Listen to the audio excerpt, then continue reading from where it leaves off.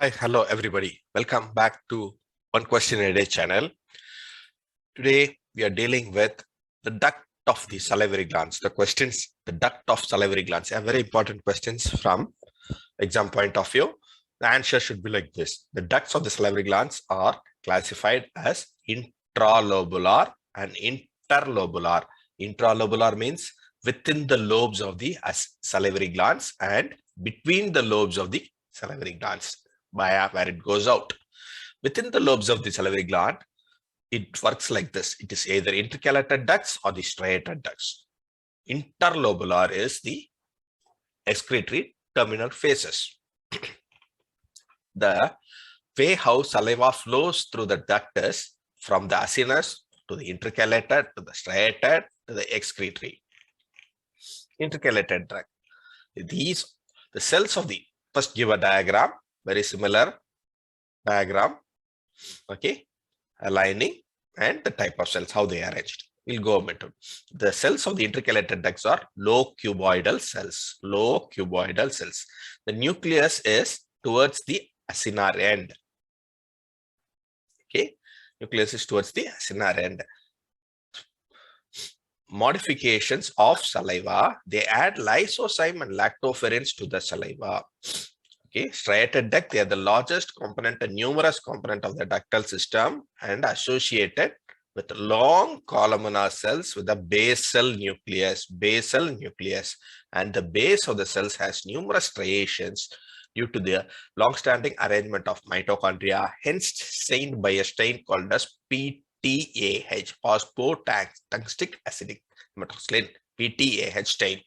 And this is where certain inorganic and organic modifications of saliva. Look at the diagram, how the student has identified or portrayed the effective content which he or she has learned.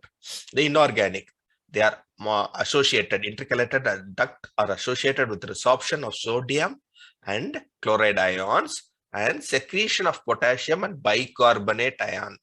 And this is against the concentration gradient, spending energy from the mitochondria.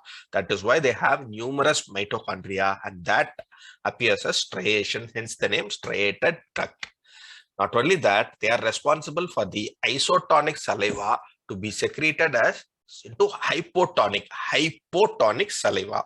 They are also responsible for the secretion of epidermal growth factor, calcarein.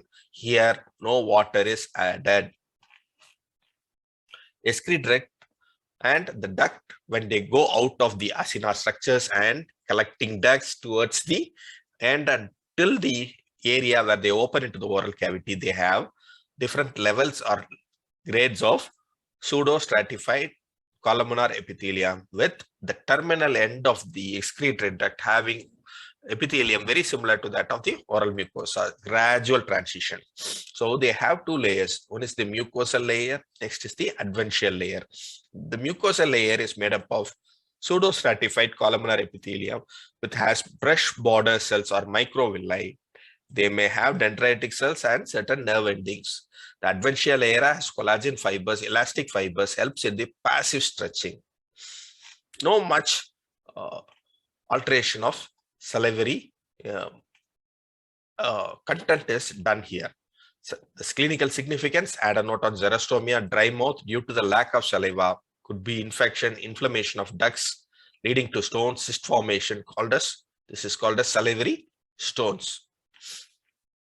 Salivary lithiasis is calcified structures of the saliva. These stones may give rise to true cyst, that is mucus retention phenomenon. If that salivary duct is damaged at any point, it may rise to another type of false cyst called as mucus escape phenomenon. So these are the the clinical significance for the ductal system. That we come to the end of the discussion. Stay connected with this channel for another question in another day. Till then, learn incrementally.